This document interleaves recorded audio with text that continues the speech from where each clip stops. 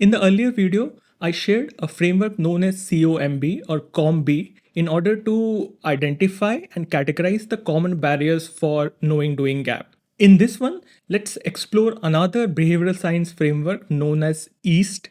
This framework can help you increase the impact of your change management interventions. This framework is typically used by policymakers or marketeers, and my aim is to use this framework for employee related interventions at workplace. You can increase the effectiveness of these interventions, be it culture change or building new behaviors in new people, by making those desired behaviors easy, attractive, social, and timely. At the end of this video, I'll share another pillar to the EAST framework, transforming EAST into FEAST. What is that pillar? Stay tuned to find out. Easy. Make the desired behavior as simple as possible to perform. Our brain takes up to 20% of the overall energy consumed by our body. In order to optimize that energy utilization, our brain is always trying to avoid any difficult mental task. And that's why if you want your people to change, make the change easy. One way of applying this insight at workplace is by making your change requests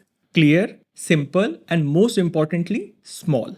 Big changes feel difficult to our brain. Hence, even if you're looking for a big culture shift, I would suggest start small. For example, if you want your service team to be customer centric, maybe start a habit of picking customer calls within 3 rings. Or if you're trying to build belongingness in your team, maybe start a habit where every team member gets to share their point of view in a brainstorming session. If you're trying to improve team collaboration, maybe start a habit of having lunches together as a team every week. All these ideas feel small, and whenever something feels small, our brain thinks it's easy and more achievable. Attractive, capture attention, and make the behavior appealing, often using incentives, visuals, or personalization. For your change related communication to be taken up by people, the first thing is that it must be noticed by them. For that, design your communication, be it emails, posters, or videos, in a way that they all stand out. Did you know that study shows that people don't open nearly half of the work emails that they receive on a daily basis? Hence, there is a high likelihood that your employees aren't even opening the culture change related emails that you're sending them. You can overcome these challenges by focusing on things which can make your communication more attractive for your people. In a way, you want to show them that there's something that they'll get out of opening that email. That's why it's very important to put focus on the subject line of that email, because that's the first thing they see. In order to make your communication more attractive, you can think about including incentives or fear of missing out or loss aversion in your message and nudge your people towards action. Social. Leverage social norms and peer influences to promote the behavior. We are social animals. We want to be a part of a group, and it feels necessary for our survival. Therefore, we are highly influenced by the thoughts, behaviors, and approval of others. You can use this social proof insight in your communication by adding things like most of the people in your team have already changed or taken this action that you expect from your people. We also like to look good in front of others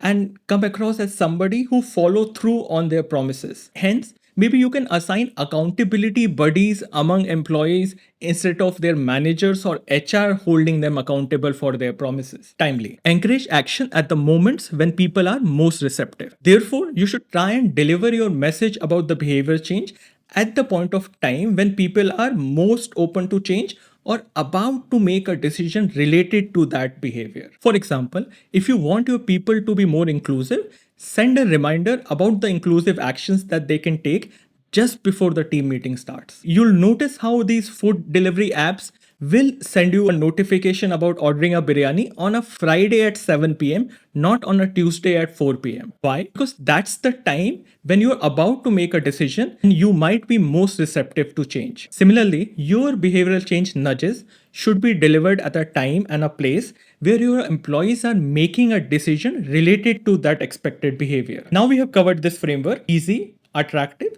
social, and timely. Let me cover the final part of this framework, which was very recently suggested by Cass Sunstein. The new addition to the EASE framework is fun, making it Feast. We know fun is a powerful motivator. Fun drives engagement. Fun moves the world. Think of how people spend hours on TikTok, Instagram, and gaming apps. These platforms are addictive because they are enjoyable. People have fun there. Fun is what makes people find time over weekends to play sports with their friends. Now, I understand integrating fun with your workplace behavioral change intervention can be extremely challenging, but I can assure you it's completely worth the effort. For example, if you're trying to build a culture where your people read more books, maybe you can start a book club where every Friday at 4 p.m., all of them come together for a discussion before they head off for the weekend. Basically, there's no limit to the creativity you can bring here. Ultimately, your aim is to